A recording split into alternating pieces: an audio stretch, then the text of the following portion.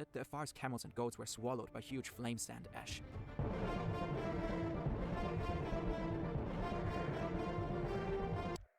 What? In a paper, a scientist writes, 700 goats, 200 camels, and 70 donkeys killed. The volcanic ash and gases caused some issues for the locals, but thankfully no one died. Only one person was injured. But where exactly is the Dabahu fissure? If you search for it on Google Maps, you only find the volcano, not the fissure itself. And we can't spot it next to the volcano.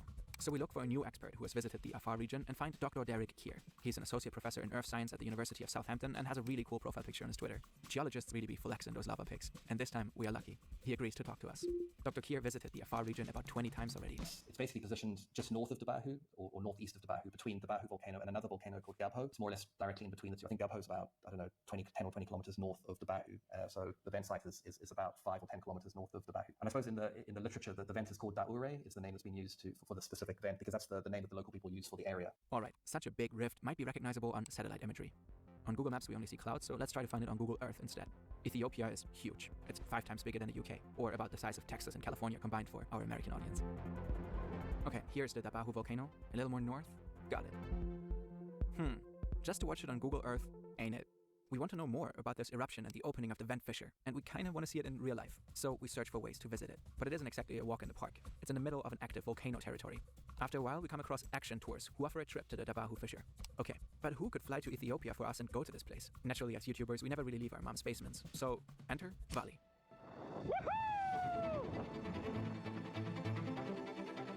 He is our former art director, does go outside regularly, and has been hitchhiking through the world since like 2 years. Of course, I'm just in the middle of India right now. I'm inside an Indian truck. It's about 1 a.m. There's 2,000 kilometers to go until Chennai. I have 3 more days to catch a flight to Ethiopia, Addis Ababa. And since there might be more people watching than I'm used to, I might want to do something about this travel goatee thing. Hi guys. Let's go to Africa. On July 17th, Vali takes the plane from Chennai to Addis Ababa. Here, Vali meets Mesganau. He's from Action Tours and will help Vali to get to the vent fissure. Tomorrow, they will fly from Addis Ababa to Samara. There, they will meet the rest of the team. Then, they will drive with 2 cars into the desert and trek 6 hours to the Dabahu fissure. It's a big bird is flying. God must be crazy. Now we are getting up, fly, Robin, up. It's just like this, up. While Vali and Mesganau are on the plane to Samara, let's take a closer look at the splitting of Africa. The surface of our planet is always changing. The formation of our continents as we know them began hundreds of millions of years ago with the supercontinent Pangaea. It was gigantic and encompassed almost all of Earth's land masses and was surrounded by a global ocean called Panthalassa, until Pangaea had an existential crisis and fell apart. The shifting of the continent started slowly, 1 millimeter per year, and then picked up speed. This can be compared to the tearing of a rope. It may start slowly, but the last rope fibers suddenly tear very quickly. The tectonic plates can reach speeds of up to 20 millimeters per year. That is quite fast and roughly the speed of your fingernails growing. When the plates move apart, the Earth's crust becomes thinner, a basin forms, until the Earth's crust breaks. Instead of seconds like in our visual, this process takes a very long time. It took over 40 million years for Africa and North America to separate. And right now, deep down, it's happening again. This is the East African Rift System. It's an active continental rift zone. It stretches over 6,000 kilometers, roughly from the edge of the Red Sea through Ethiopia to Mozambique. You can even see it from space. It consists of a series of rift valleys. It's currently the largest continental rift on Earth. This rift system is not a new phenomenon. It all started millions of years ago. Over the past 30 million years, the Arabian plate has been moving away from Africa. The ground sank. This created the Red Sea and the Gulf of Aden. Along the East African Rift, the Somali plate and the Nubian plate are drifting away from each other.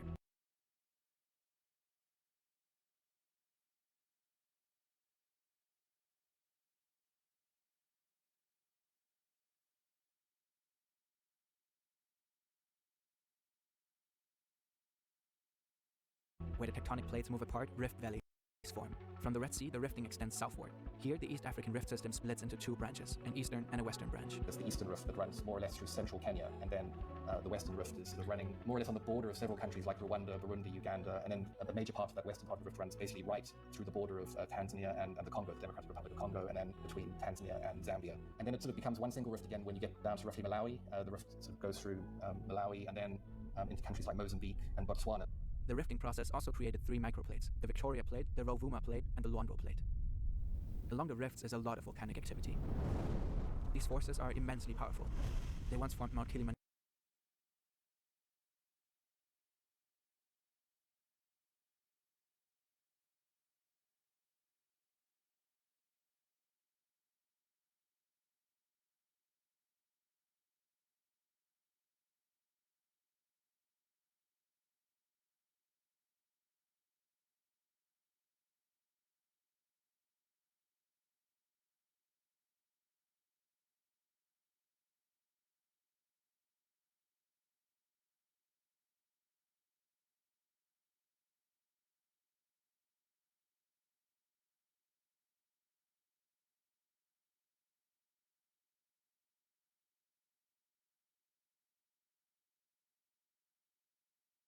Kilimanjaro in the north of Tanzania.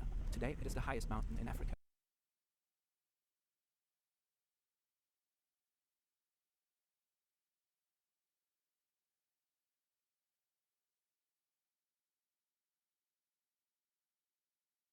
The east and west branches are very different. Mountain massives like Mount Kilimanjaro probably had a major influence on the climate. They act as a barrier for clouds. As a result, you can find dry landscapes and vast savannas in the east and rainforests and lakes in the west. But this is the heart of the East African Rift System, the Afar region. Here, three tectonic plates meet: the Nubian or African plate, the Arab plate, and finally the Somali plate, which is currently emerging. Basically, Somalia is rotating in a clockwise direction away from Nubia, so the result of that is that the motion are faster in the north, sort of roughly half a centimeter per year. Some researchers believe that a superplume is responsible for the tectonic changes right now. A mantle plume is an upwelling of hot rock material rising from deep in the Earth's mantle. They look like a scary hot mushroom. And superplumes are the same thing, but huge, spreading over hundreds of kilometers. A superplume beneath Africa is likely to cause the plates to move apart. When the hot rock material spreads under the Earth's crust, it presses against the crust with so much force that it expands and eventually cracks open. Wherever the Earth's crust becomes thinner, the land sinks. Here, the ancient fractures and fault zones form the current profile of the East African Rift Valley. The Afar region is one of the hottest places on Earth. Temperatures reach over 50 degrees Celsius in summer. It's a very active volcanic territory. It should be devoid of life, but it isn't. After a few hours through the desert, we've reached the first town, the first village, Teru, in the middle of the plain deserts. So it seems we have reached some kind of tourism office, and they're having a meeting. We have to wait until they're done with their meeting. So we just collected Adam. He will help us navigate this volcano landscape. I think we're asking for directions. Good. Car is getting fuller. It's a huge news here. 5 years ago, there was no road for the vehicles. It was only trekking, about 6 hours trek. Very monotonous, exhaustion, full of exhaustion. But now they told me they have off-road like this, so the walk maximum is about 30 minutes. Oh. So 30 minutes of so walking? nice today. No way. It's a huge news. Life is easy now. Man, I was so ready to trek for 6 hours. No 6 hours. No need to trek. Yeah. It's good news. 6 hours, you can discover this area. The tour goes on. Vali and the action tour team have reached their destination. We're seeing how far we can actually get towards the volcano. They set up camp for the night and trek the last meters to the fissure. Young men with Kalashnikovs walk with Vali. Sorry, whoever has to censor out all these weapons. Ethiopia is torn apart by internal conflicts and ethnic tensions. Tigray borders the Afar region. The brutal, deadly 2-year civil war began here in 2020 and spread to the surrounding regions. Human rights violations and conflicts continue to this day. Carrying weapons has therefore become an essential part of daily life for many inhabitants of the Afar region. Now, there are only a few meters to go. They're just standing on the edge of the